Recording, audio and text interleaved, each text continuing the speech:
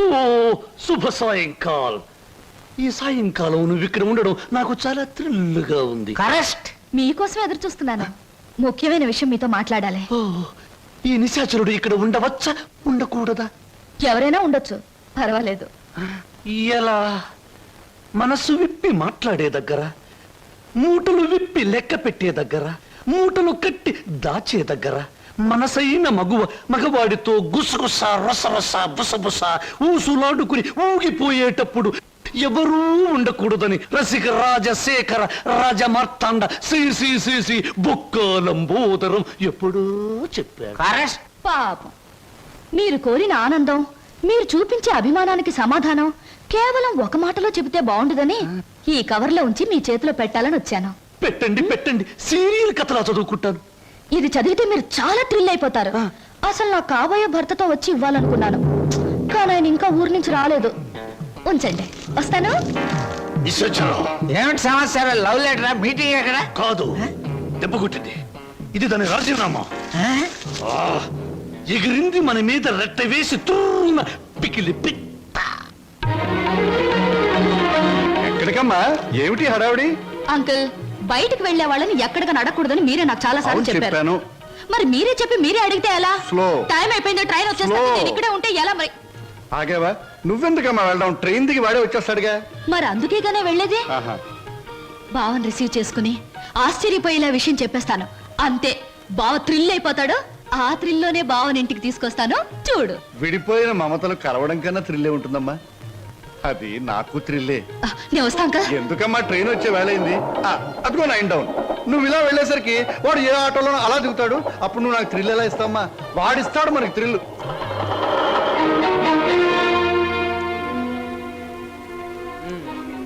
పెళ్ళయ్యాక ఎలాగో తప్పదు, ఇప్పటి నుంచే మోయిస్తే ఎలా? ఓ మాట అడుగుతాను, చెప్పు. 7 రోజులు 7 క్షణాల్లో గడిచిపోవడానికి కారణం చెప్పగలవా? గలను, కానీ చెప్పండి. ఎందుకని? అనుభూతిని అందంగా మనసులో దాచుకున్నప్పుడే అనుభవించే జంటకు థ్రిల్ గా ఉంటుంది. ఓయ్ బాబు, ఇదేటండి? స్టేషన్ దగ్గర నుంచి ఇదే మాట్లాడుతున్నారు, హోటల్లో ఇదే మాట్లాడారు, గుడి దగ్గర ఇదే మాట్లాడారు.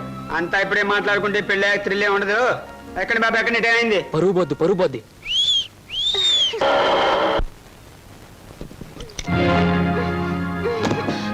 అక్క, ఏమిటిది? నువ్వు వెళ్ళిపో. నువ్వు ఇక్కడి నుంచి ఏం జరిగింది తర్వాత చెప్తాను. ముందు నువ్వు ఇక్కడి నుంచి వెళ్ళిపో.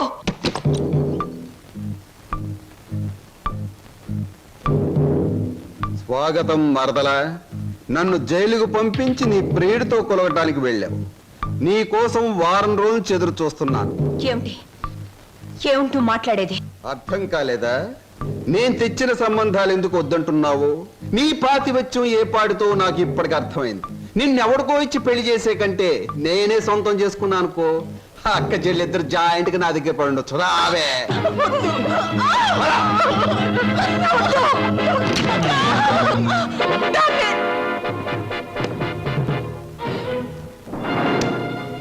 వదులు, నిన్నే వదులు.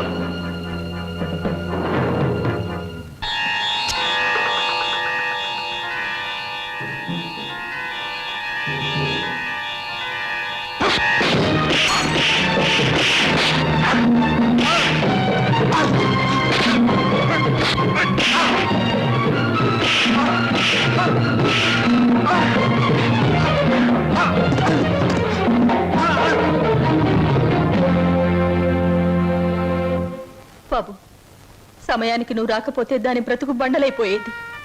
తాళి కట్టవలసిన నీ చేతులతోనే దానికి తలకురివి పెట్టవలసి వచ్చేది. బాబు, నేను అడుగుతాను, చేస్తావా? చెప్పండి. ఆ దుర్మార్గుడు దాన్ని ఆ మాన మర్యాదలతో ఉంచడు. దాన్ని నీ వెంట తీసుకెళ్ళిపో బాబు. నీ కాబోయే భార్యను నువ్వే రక్షించుకో. దాన్ని కాపాడే శక్తి నాకు లేదు. అది హాయిగా బ్రతికి తెచ్చాలు. నేను వాడి చేతుల్లో చచ్చిపోయినా పర్వాలేదు బాబు, తీసుకెళ్ళు. అది కదండి. పెళ్లి కాకుండా ఇంటికి తీసుకువెళ్తే లోకం ఏమైనా అనుకుంటుందనా? అనుకోని బాబు. మనం అంటే ఏమిటో మనకు తెలిసినప్పుడు తెలియని లోకులు కాకులే ఏమనుకుంటే మనకే? తల్లి తండ్రి ఈ నీ కాళ్ళు కడిగి కన్యాదానం చేసి నీ చేతుల్లో పెట్టలేకపోయినా కనీసం ఈ రోజు నా చేతుల మీదుగా నీకు అప్పగించగలుగుతున్నాను. తీసుకువెళ్ళు బాబు. సరే.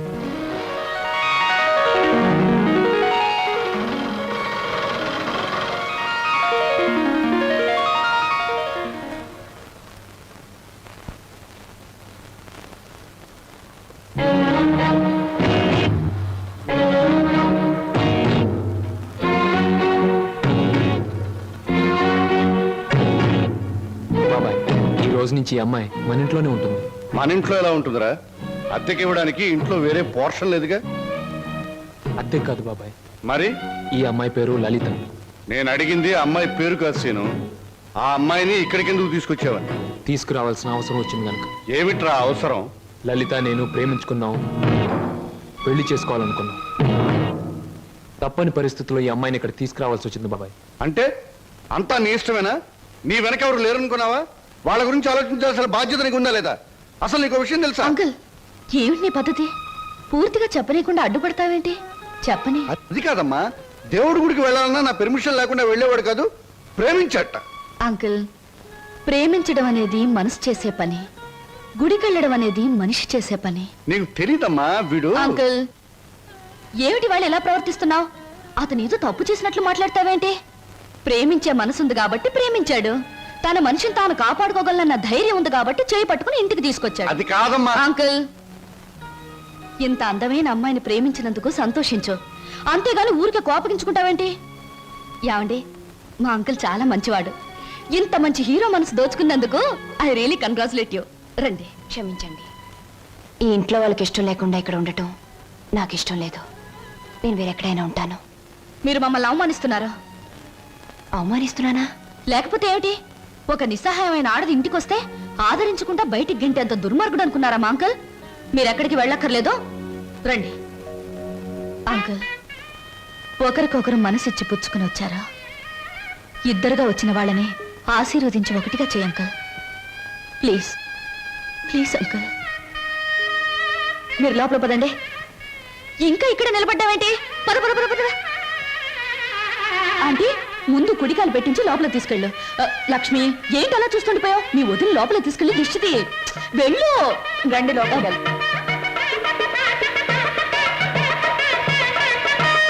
ఏమిటమ్మా, ఏమిటి నువ్వు చేసింది? ఇప్పటికైనా చేయి దాటిపోలేదు. వాడికి నిజం చెప్పే, లేకపోతే నేను చెప్తాను. వద్దంక, ముందుగానే స్టేషన్కి వెళ్ళుంటే అక్కడే నిజం చెప్పేదాన్నేమో. ఇప్పుడు బావ పక్కన అమ్మాయిని చూసి కూడా నిజం చెప్పడం వాళ్ళని విడతీయడానికేగా అంకుల్. అమ్మా. అంకుల్, కృష్ణాష్టమి రోజున మన ఇంట్లో మంచి జరుగుతుందని నువ్వే కదా నాతో చెప్పావు. నాకు మంచి జరుగుతుందని నువ్వనుకున్నావు, బావకు మంచి జరుగుతుందని నేను అనుకున్నాను. నేను మరోసారి ట్రైన్ మిస్ అయ్యాను, అంతే. బాధపడకు అంకుల్, రేపు కృష్ణాష్టమి రోజు అదిరిపోవాలి. వస్తాను.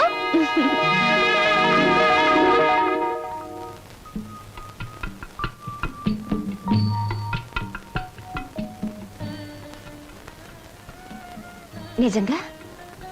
అవును, చాలాసేపు ఎదురు చూసాం. ట్రైన్ కదిలిపోయింది. ఆ తర్వాత మా సరోజ్ ఏమైందో మాకు తెలీదు. దాని జ్ఞాపకార్థంగా ఆ టికెట్ను మా అన్నయ్య ఫ్రేమ్ చేయించాడు. ఇప్పటికీ మా సరోజ్ అంటే మా అన్నయ్యకి ఎంత ఇష్టమో. అదృష్టవంతురాలు. ఎందుకని? మీ అన్నయ్య లాంటి మంచి మనిషి మనసులో మిగిలిపోయినందుకు. నేను ఒప్పుకోను. పాప మా రోజు ట్రైన్ తప్పిపోకుండా ఉండుంటే ఆ అమ్మాయి అంత అదృష్టవంతురాలు ఉండేది కాదు. అయినా జ్ఞాపకంగా మిగిలిపోవడంలో అదృష్టమే ఉంది. జ్ఞాపకం శాశ్వతం కాబట్టి. అవును, జ్ఞాపకం శాశ్వతమే. కానీ శాశ్వతంగా ఉండాలంటే కేవలం జ్ఞాపకంగా మిగిలిపోవాలని ఇప్పుడే తెలిసిందే. ఏమిటి మీరు మాట్లాడేది? ఏముంది, మీరు చెప్పిన దానికి పొడిగింపు.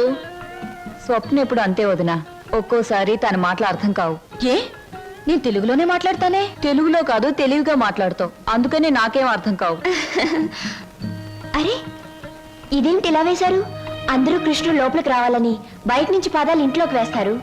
మీరు మీ ఇంట్లోంచి బయటికి వేశారేమిటి? అవును, అందరిది స్వార్థం. కృష్ణుడు వాళ్ళ ఇంట్లోకి రావాలని. అంటే కృష్ణుడు వాళ్ళ ఇంట్లో లేడన్నమాటేగా. కానీ నా ఇంట్లో మనసులో కృష్ణుడు ఎప్పుడు ఉంటాడు. అతనికి నచ్చజెప్పి ఎప్పుడు నా దగ్గరే ఉంటాయలా? అందరి దగ్గరికి వెళ్ళు అని పాదాలు బయటికి వేశాను. అవి మీరు వేసిన పాదాలతో కలిపాను. అంటే కృష్ణుడు నా ఇంట్లోంచి మీ ఇంట్లోకి వస్తున్నాడనమాట. చాలా చక్కగా మాట్లాడుతున్నారే మీరు. ఎక్కడ నేర్చుకున్నారు? జీవితం అనే స్కూల్లో దురదృష్టం అనే మాస్టారు పరిస్థితులనే బెత్తంతో బాధి మరీ నేర్పారు. నాకు చాలా పరిస్థితులు వచ్చాయి, కానీ మీలా నవ్వుతూ మాట్లాడే ధైర్యం రాలేదు. మీ మాస్టర్ పేరు అదృష్టం, మా మాస్టర్ పేరు చెప్పానుగా, దురదృష్టం. తెలుసా సార్? తెలుసు. ఆనాడు మీ నాన్న తన ప్రాణాలనిచ్చి రక్షించింది ఎవరినో కాదు, నన్నే. మీరు శ్రీధర్రావు గారా? అవును బాబు. అవును, మీ మావయ్య నువ్వేదో ఇంజనీరింగ్ చదువుతున్నావు అన్నాడు. ఈ ఆటో, ఈ డ్రెస్సు. అంత అబద్ధం సార్. మీ దగ్గర నుంచి డబ్బు తీసుకొని మమ్మల్ని అమ్మబోయాడు.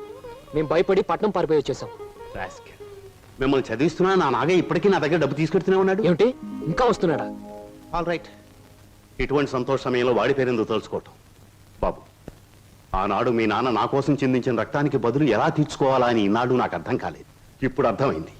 ఆ రక్తానికి బదులు నీ రక్తపాశాన్ని మా ఇంటి కోడలుగా చేసుకుంటాను. Thank you sir, thank you very much. విన్నావా వదిన? మా మావయ్య చిన్నప్పుడు మమ్మల్ని నానా బాధలు పెట్టి మమ్మల్ని అమ్మటానికి చూసిందే కాకుండా వాళ్ళ దగ్గర మమ్మల్ని ఇంకా చదివిస్తున్నానని చెప్పి డబ్బులు గుంజుతున్నాడట. ఎంత దుర్మార్గుడో. మా బావని మీ మావయ్యని దుర్మార్గులంటే సరిపోదు లక్ష్మి. ఏదైనా కొత్త పేరు పెట్టి పిలవాలి. ఇప్పుడు గాని సరోజ ఉండి దానికి ఈ విషయం తెలుసుంటే ఎంత బాధపడుండేదో తెలుసా? మోజు పడ్డదాన్ని ఇంట్లో పెట్టుకున్నాడు, ఇష్టపడ్డదాన్ని ఇంట్లోనే ఇంకో పక్కన ఉంచుకున్నాడు. నారీ నారీ నడుమ మురారీలాగా వాడు చెరువు పక్కన వైప్ చేస్తుంటే నా గుండె రగిలిపోతుంది. May I come in sir? ఏమిట్రా ఇంగ్లీషులో మాట్లాడుతున్నా? ఇంకెవరు? నిశాచర. ఏం సమాచారం? ఎగిరిపోయిన లకుమికి బిడ్డ వచ్చింది. కమీన్. లోపలికి రావచ్చా అని స్త్రీలు అడగకూడదు, డైరెక్ట్ గా వచ్చేయడమే. నా తలుపులు స్త్రీల కోసం ఎప్పుడూ తెరిచి ఉంటాయి. Thank you. నాకు చిన్న సహాయం కావాలి. సాయమా? నిశాచరా, ఏం సమస్య? వెళ్ళిపో. చెప్పండి. నాకు కొంచెం డబ్బు కావాలి. ఓ, కొంచెం ఏమిటి, ఎంతైనా ఇస్తాను. వేలు, లక్షలు, కోట్లు. నాకు లక్షలు కోట్లు అక్కర్లేదు. ఓ 50,000 చాలు. 50? అవమానం, తీరని అవమానం. నాకు లక్షలు కోట్లు ఇవ్వడమే తప్ప వేలు ఇవ్వను. ఓ చిన్న రిక్వెస్ట్. నేను ఇక్కడ ఉద్యోగం మానేసి వెళ్ళిపోయాను. మీరు తిరిగి ఆ ఉద్యోగం నాకు ఇచ్చి ఈ 50,000 అప్పు తీర్చుకునే అవకాశం ఇస్తేనే నేను తీసుకుంటాను. ఇదిగో 50,000. దీనికంటే ఎక్కువ 10 రెట్లు ఇస్తాను. నీ ఇష్టం వచ్చిన పద్ధతిలో, నీ ఇష్టం వచ్చిన పద్ధతిలో తీర్చుకో. తీసుకో. ఈ డబ్బు నా పద్ధతిలోనే తీరుస్తాను. హాయ్, ఏమిటి నిరీక్షణ? ఎవరి కోసం? అమ్మయ్యా వచ్చేసారా? టైంకి రారేమో అనుకున్నాను. పదండి పదండి. ఏమిటి కంగారు? ఎక్కడికి? పదండి పదండి. రాజ్ కమల్ టాకీస్ లో లవ్ స్టోరీ సినిమాకి టికెట్లు తెప్పించారు. అత్తగారు అందరూ వెళ్ళిపోయారు. మీరు రాగానే మీతో పాటు వచ్చేసేమన్నారు. ఇవిగో టికెట్లు. అలాగా, పద పద. ఇంట్లో మే ఐ కమిన్ సార్? కమీన్. ఎవరమ్మా నువ్వు? నేను మీ దగ్గరికి వస్తాడే నాగయ్యని, అతని కూతుర్ని. నువ్వు నాగయ్య కూతురువా? చిన్నప్పుడే నువ్వు? అవునండి. అయిన వాళ్ళకు చిన్నప్పుడే దూరం అయ్యాను. తండ్రి బ్రతికున్నాడని తెలిసేసరికి నేను అతని కూతుర్నని చెప్పుకోవడానికి సిగ్గుపడే స్థితిలో ఉన్నాను. ఏమిటమ్మా అది? కొంచెం అర్థమయ్యేలా చెప్పు. డబ్బా? ఎందుకమ్మా? సార్, మీరు మా బావకి అతని చెల్లెలకి చిన్నప్పటి నుంచి సహాయం చేసే దృష్టితోనే డబ్బిచ్చారా?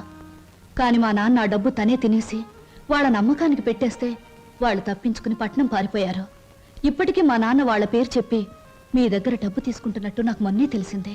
అందుకు తండ్రి చేసిన పాపాన్ని నువ్వు చెల్లించడానికి వచ్చావా? ఇది మీ తృప్తి కోసం ఇవ్వడం లేదండి, నా తృప్తి కోసం ఇస్తున్నాను. నా తండ్రి చేసిన పాపమే నన్ను వెంటాడింది. అందుకే ఈ జన్మలో నేను అనుకున్నది ఏదీ జరగలేదు. కనీసం ఈ పాపాన్ని ఇలా తుడిచేస్తే వచ్చే జన్మలో అయినా నేను అనుకున్నది జరుగుతుందేమో. అందుకే తీసుకోండి సార్, ప్లీజ్. సరే, ఇది నేను మీ నాన్నకిచ్చిన డబ్బుగా తీసుకోవటం లేదు. నీ అభిమానాన్ని నిలుపుకోవడానికి నువ్విచ్చిన డబ్బుగా తీసుకుంటున్నాను. నీకు ఈ విషయం తెలుసా? మీ బావ అతని చెల్లెలు ఈ ఊర్లోనే ఉంటున్నారు. తెలుసా? తెలుసా? చెప్పానుగా, నా వాళ్ళందరూ నా చుట్టూనే ఉన్నారు. కొందరు చెప్పుకోలేని స్థితిలో ఉన్నారు, కొందరు చెప్పకూడని స్థితిలో ఉన్నారు. నేను మా బావుంటున్న ఇంట్లోనే ఉంటున్నానండి. మరి మీ బావకి నువ్వెవరో తెలీదా? నేనే చెప్పలేదు. ఏమ్మా? అతను నా భావం తెలిసేసరికి అతను ఇంకో అమ్మాయిని ప్రేమిస్తున్నాడని తెలిసింది. నేనని తెలిస్తే అంతా తారుమారయ్యే ప్రమాదం ఉంది. అందుకే నిజాన్ని దాచిపెట్టాను. నిజాన్ని దాచిపెడితే నీకే నష్టమేమో. సార్, నాకు ఎంత కష్టం కలిగినా హాయిగా భరించగలను. కానీ నా వల్ల ఇతరులకు కష్టం కలగడం ఒక్క క్షణం కూడా భరించలేను. అంతా సక్రమంగా జరిగాక నిజాన్ని నేనే చెప్తాను. అంతవరకు ఈ స్వప్ననే స్వప్నగానే ఉండిపోనివ్వండి. వస్తాను సార్.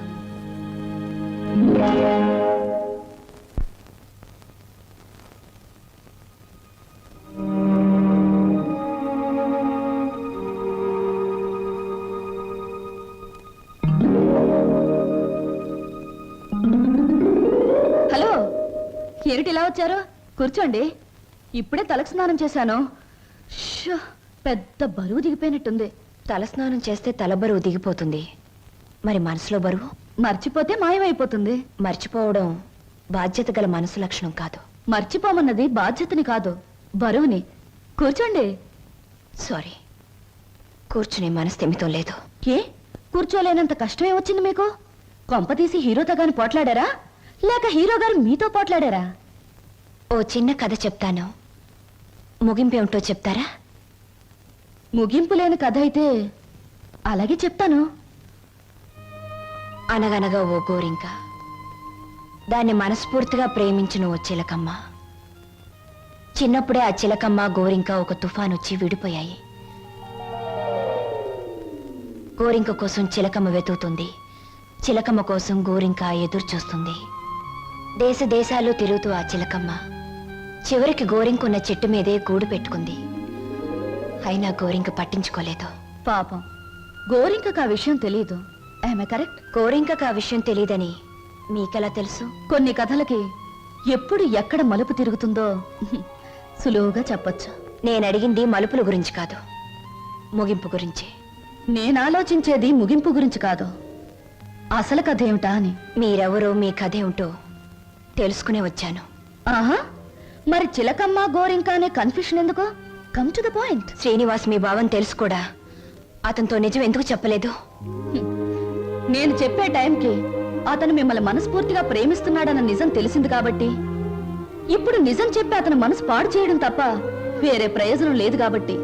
కానీ అతని మీద మీకు హక్కు ఉంది, అధికారం ఉంది. హక్కు అధికారంతో సాధించుకోవడానికి ఇదేం దస్తావేజుల మీద రాసిన ఆస్తి కాదే. మరొకరికిచ్చిన మనసు. ప్రేమించడం అనేది రెండు మనసుల మధ్య, ఆ మనుషులకు కూడా తెలియకుండా జరిగిపోయే కళ్యాణం. ఈ కథకు ముగింపిదే. కాదు, వ్యక్తిత్వం అనే కలంలో మానవత్వం అనే సిరా పోసి ముగింపు ఇంకోలా నేను రాస్తాను. ఈ శుభలేఖ మీద నువ్వు రాసినట్టే ఇదే ముహూర్తానికి మీ ఇద్దరికీ పెళ్లి జరుగుతుంది. ఇదేమన్నా బొమ్మల పెళ్ళా, బొమ్మలు మార్చడానికి? అయినా నా మీద నిర్ణయం తీసుకునే హక్కు మీకెవరిచ్చారు? నేను ఒప్పుకోను. ఎవరు ఒప్పుకున్నా ఒప్పుకోకపోయినా ఈ కథకు నేను రాయబోయే ముగింపిదే. మీ ఇద్దరు పెళ్లి నేను జరిపిస్తాను. చిన్నప్పుడు చిరిగిపోయిన మీ జీవితాల్ని నా చేతులతోనే ఒకటి చేస్తాను. లలిత గారా, నేను చెల్లని పాత టిక్కెట్ను గతం అనే ఫ్రేమ్లో నన్ను జ్ఞాపకంగానే ఉండిపోనివ్వండి.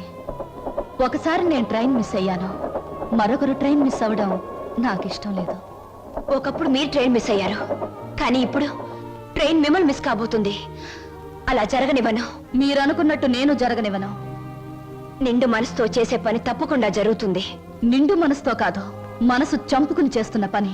కాదు, మమతల్ని కలపడం కోసం చేస్తున్న పని. ఆ త్యాగం నాకు అక్కర్లేదు. ఇది త్యాగం కాదు, పరిష్కారం. నేను నవ్వడం కోసం మీరు ఏడవడమేనా పరిష్కారం?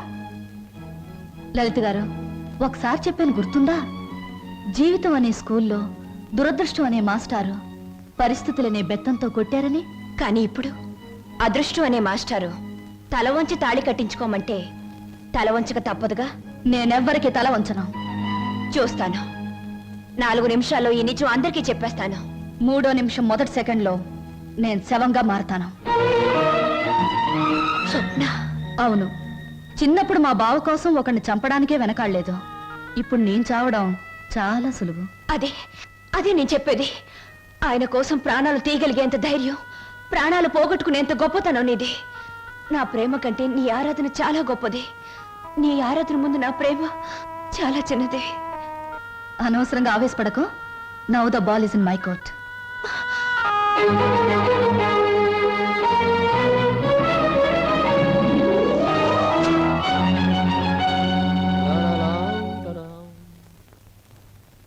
బాబాయ్, బాబాయ్. ఏంటి బాబాయ్, అందరు ఇక్కడే ఉన్నారు. బట్టలు కూడా చెప్పేసి వచ్చాను. మీరంతా బట్టలు ఎప్పుడు తీసుకుంటారు? సెలక్షన్ అంతా లలితదే. ఏంటి అందరు అలా ఉన్నారు? లలిత ఎక్కడ? లలిత లలిత ఇక్కడ లేదురా. లేదా? ఎక్కడికి వెళ్ళింది? ఇంట్లోంచి వెళ్ళిపోయింది. వెళ్ళిపోయిందా? ఏం జరిగింది? ఎక్కడికి వెళ్ళింది? ఇక్కడేం జరగలేదురా. అయితే వెళ్ళిపోతే ఎందుకు ఊరుకున్నారు? ఆపలేకపోయారా? ఆపడానికి ప్రయత్నించాను రా. తనకి ఇక్కడ ఉండడం ఇష్టం లేదని మాత్రం సమాధానం చెప్పింది. ఎందుకు ఇష్టం లేదని అడిగే బాధ్యతే తప్ప ఆపగలిగే హక్కు మాకెవరికీ లేదు, నీ ఒక్కడికే ఉంది. తేల్చుకోవాల్సింది నువ్వు. ఎక్కడికి వెళ్ళింది?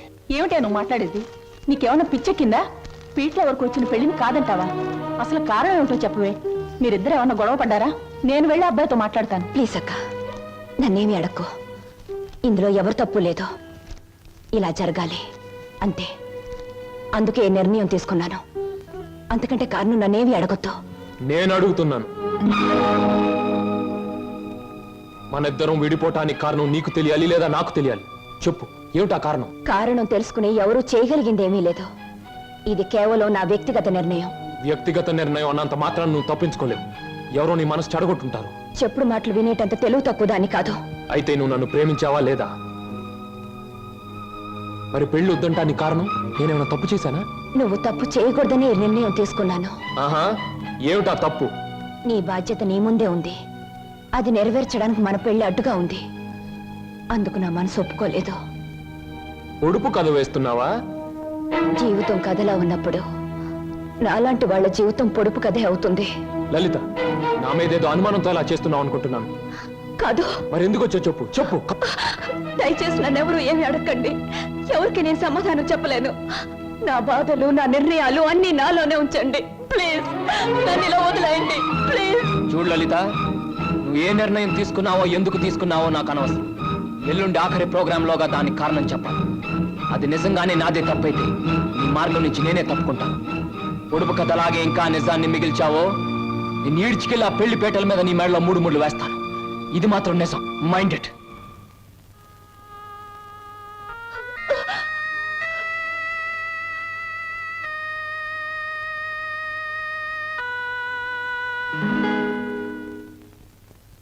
హర హర మహాదేవ శంభో శంకర.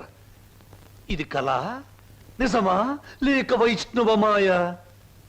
అరే, గిల్లితే తెలుస్తుంది. ఒరే వదరా. ఛీ, వీడి దగ్గర తాగుడు వాసనే వస్తుంది. నువ్వు కట్టుకున్న చీర రంగు కూడా తెలుస్తుంది. కనుక ఇది కళ కాదు, నిజమే. ఇప్పుడు చెప్పు, నేను నీకు ఏం చేయాలి? మీరు నాకు సహాయం చేయాలి. చెయ్యకపోతే నా పేరు బొక్కల బోదరం కాదు. ఎల్లుండే శ్రీనివాస్కు నాకు పెళ్లి. అందుకేగా నేను ఇలా చిక్కిపోయాను. ఇప్పుడు ఈ పెళ్లి చేసుకోవడం నాకు ఇష్టం లేదు. మరి మొన్నటి వరకు మీరిద్దరూ ఆడారు, పాడారు, డాన్సులు చేశారు. మరి మళ్ళీ మధ్యలో ఈ ట్విస్ట్ ఏమిటి? లంబోదరం గారు, శ్రీనివాస్కి నాకు ఈ పెళ్లి జరగకూడదు.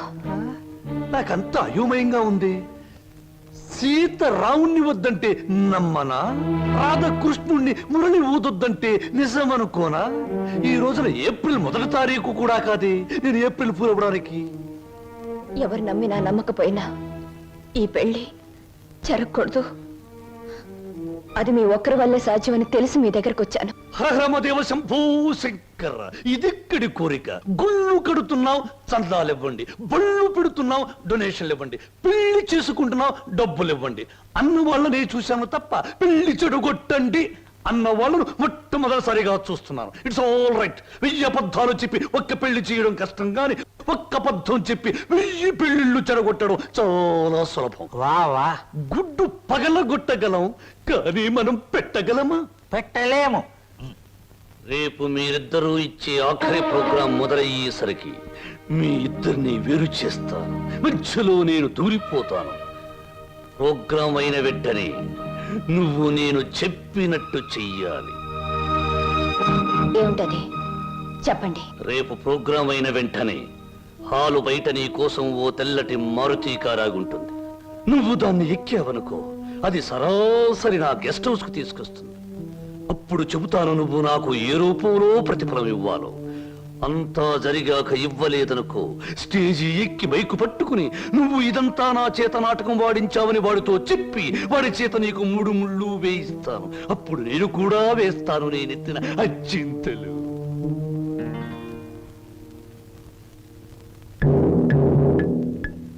పడింది తుర్రు పిట్ట నా బుట్టలో తుర్రున నిశాచరా. ఏం సమాచారా? ప్రోగ్రామ్స్ కరెక్ట్ గా చూడు.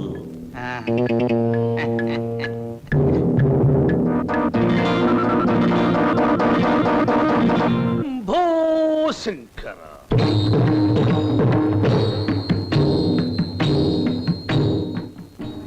నేను జగమెరిగిన బ్రహ్మనుణ్ణి, జంజమెందుకు అని నన్ను గురించి నేను చెప్పుకోవడం లేదు.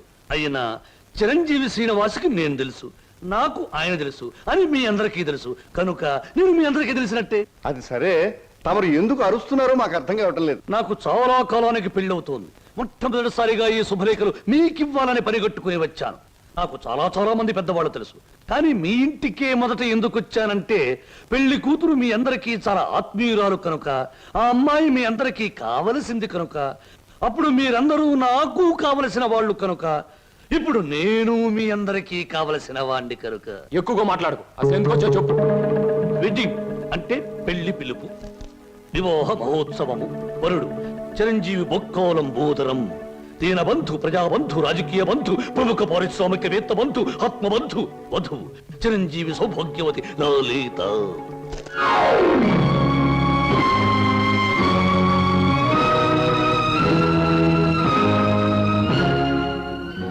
నీకు లలితకు పెళ్ళ? ఏమిట్రా నువ్వు మాట్లాడేది రాస్కెల్? తప్పు తప్పు.